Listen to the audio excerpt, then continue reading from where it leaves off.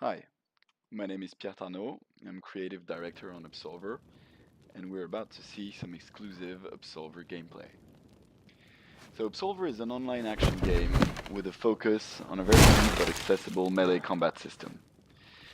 So the combat in Absolver is inspired by actual martial arts, and we wanted to create a system that was deep but accessible, and in which players could create their own custom combat choreographies. What we're seeing here is a tutorial map in the game. It's very early stage. The player has not been matchmaked with other players yet. The main part of the game is set in a small open world that is made of a dozen interconnected zones that the players can explore freely, and in which he or she is matchmaked with other players seamlessly. So as you explore the world, you will get to meet other people and build relationships with them. You can make friends, enemies, you can find mentors or students. A variety of relationships exist. And as we see here, sometimes you'll be walking in the world and suddenly somebody else is there. This, however, is a single player tutorial because it's there to teach the player the basic game mechanics. So we wanted to do a combat system that is pretty accessible, so it's easy to pick up and play.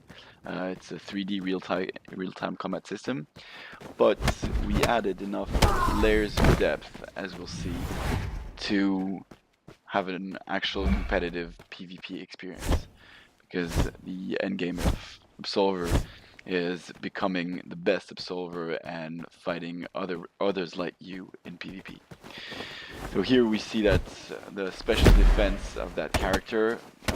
In Absolver, every player can choose a combat style, and each style has a different special ability. This combat style has the parry ability, so the character is able to parry attacks if he does it in the right timing, which I kind of messed up here, but we'll see it a bit later on. So that's one mechanic. Another, which we saw earlier, is what we call perfect attacks. So when you nail your attacks, your successive attacks in the right timing, the character will flash golden, which makes the attacks chain faster and stun the enemy a bit longer. So that's what we're seeing here. It's really an incentive to be in the flow of combat. Another game mechanic we're seeing here is the feint, which is cancelling the build-up of an attack to trick your opponent into doing a feint. So that's this black ghost we can see at times. So this is especially useful against human opponents. As you feint, you get into this high-level mind game, kind of tricking your opponent into doing a dodge or a parry, and that allows you to follow up really quickly with another attack while your enemy is recovering. So that's once you kind of get to know the attacks of your opponent, that is something that is very important to tackle. So now we're going to see something that is really the core of Absolver, which is the stances and the combat deck edition. The idea is, in Absolver you have 4 different stances, represented by this diamond. In each stance you have a sequence of up to 3 attacks, which you see on top, an alternative attack, which you see down. The idea is that every stance starts in one stance and goes into another one. So for instance, here we're going to make a sequence of attack that starts front left and that finishes front left. I can go into training mode. I'm going to see that if I chain these moves and I keep attacking, they loop on themselves. But I could go ahead and change that and decide that one stance actually goes to a different stance. Here, my 2 front stances both loop on themselves. But the idea is that any attack always chains smoothly with the attacks that follow. So everything is fluid, everything is dynamic, and the action basically never stops. The same system works with weapons, so the player can pull out weapons as temporary bonuses, and when you take out a weapon, it's just a whole different combat deck that is now accessible to you. Weapons do more damages, but they can be temporarily disarmed. They can bonuses. You can get disarmed, as we just saw here. So pulling a weapon in combat usually gives an advantage to the player, but can also be dangerous if your enemy gets very offensive, disarms you, and picks up your weapon. So now we're going to see another part of the game, which is a bit later. We're changing characters, and we're going to focus now on the attack learning system, which is the core of how you will create your characters in Absolver. So in Absolver, as you explore the game world, you'll meet other enemies, whether they're NPCs or players. And when you fight somebody, whether it's an NPC or player, they attack you with an attack that you don't know, and you'll learn that attack progressively, which is what we're seeing here. Here I'm using the Absorb ability, which allows me to avoid being stunned or pushed back by an attack, and that allows me to counterattack right away. So I do receive damages, but if I counterattack, my damages are mitigated. And when I use my special ability on an attack, I'm going to learn it faster. So here I see that I've learned a bit out of 6 attacks, and as you fight different enemies, you will progressively learn more and more attacks. And what you want to do is, sometimes you don't want to beat an NPC right away, but rather try and use your special ability tactically on that NPC in order to learn their moves better. Another mechanic this ties on is a social relationship called mentor-students.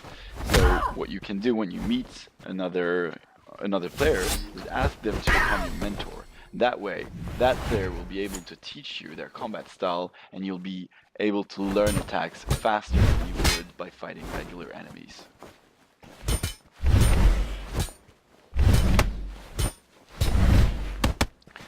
So here I'm trying to absorb the enemy's attack, not to kill it right away. There we go. I've learned some of 3 different attacks.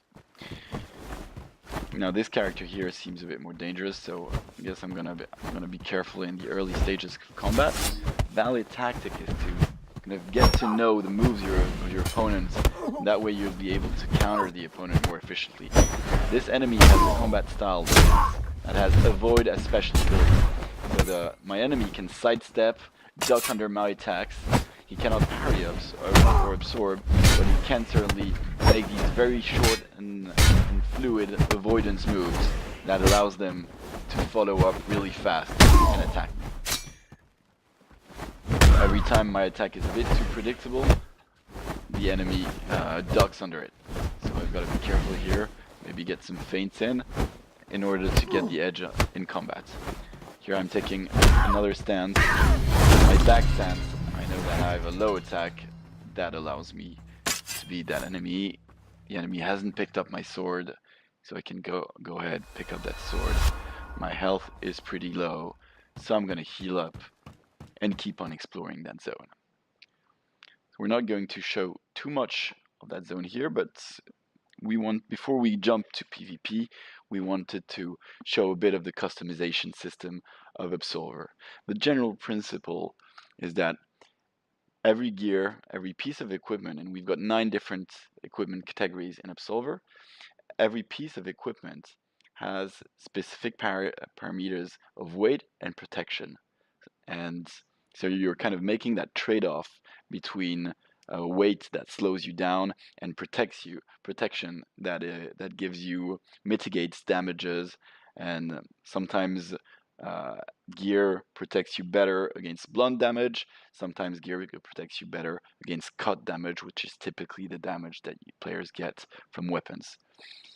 So you're making these trade-offs as you equip, and all these equipment categories are fully compatible. So you're making gameplay choices as well as aesthetic choice, because the look of your character pretty much determines how others will perceive you. And so it's important in an online game to kind of create your persona and show others what your character represents. Okay, so now what we're going to see is some player versus player combat. What's important to note is there are two forms of PvP combat in the game. Either what we're seeing here, which is players who matchmake together in the world, and these players have decided to fight, but these players could actually have teamed up and go on into co-op PvE instead of fighting. But they chose to fight, and so here they are fighting. So we're gonna see different moments of a variety of fights, and look at the tactics involved. So this was an earthquake tower. What we can see are the floating shards in the back of the characters allow them to use special weapons and powers. So you need shards to pull out your weapon, but you can also use a shard to create a shockwave or other thing. So when confronted with an enemy who is a weapon, the good tactic is to be very offensive in order to try and disarm him, but that's not always possible.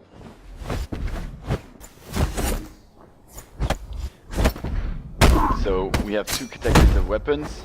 This here are the war gloves. The character can change on the fly between war gloves and swords, and as you can see, he can also get disarmed again, and my opponent can pick up his weapon.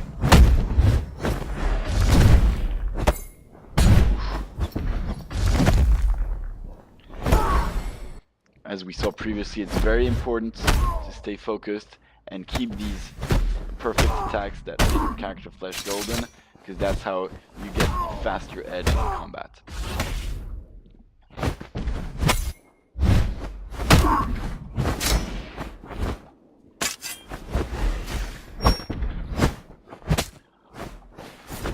Even though the moves that can be placed in the combat deck all belong to different combat styles, characters can choose to put in their combat deck moves of any style. So you can create something which is a mixed style based on different attacks. Some attacks also have different properties. These attacks that turn you blue can absorb attacks. Some attacks can avoid. Some attacks can interrupt. That was a nice parry done here, followed by a guard break attack. This is a guard break attack again. We see the character's hand flashing red, and he disarms him. He can pick up his war gloves, absorbing a few attacks, and then jumping right in. But the other enemy has pulled out a weapon, and so the odds have shifted again. This is a Moonpike sword. It's a very fragile sword, so it can break pretty easily, but it inflicts heavy cut damage. But the opponent has pushed me back with a shockwave. Here we see a good use of the absorb power. Sometimes the fight takes place near cliffs or precipice, and this creates a combat modifier because you cannot dodge in that direction. Some PvP maps exclusively focus on these dangerous environments in which players may fall. That was a weapon break, followed up by a big absorb haymaker punch. That finishes up the enemy. So even if an enemy is dominating, as we can see here, if with a succession of absorbs, you can always chain your attacks faster, and if the enemy makes just one mistake, you can always follow up and pick up in combat. The altar here is red because characters cannot interact with an altar when a fight is going on. And there we go. Weapon is picked up, and now the odds have shifted. It's very important to be able to use your special ability in the right timing. This is a move inspired by Capoeira. It's a very powerful kick. He pushes me away. So this will finish it that way. So what we see here are combats that take place in the worlds. But, as mentioned previously, fun combats take place into dedicated PvP arenas. So, from the game world, player will be able to access special PvP game modes. So there is of course the 1 versus 1 duel, which currently is a best of 5 mechanic, but there is also 3 versus 3 game modes. And this concludes our demo. Thanks for watching.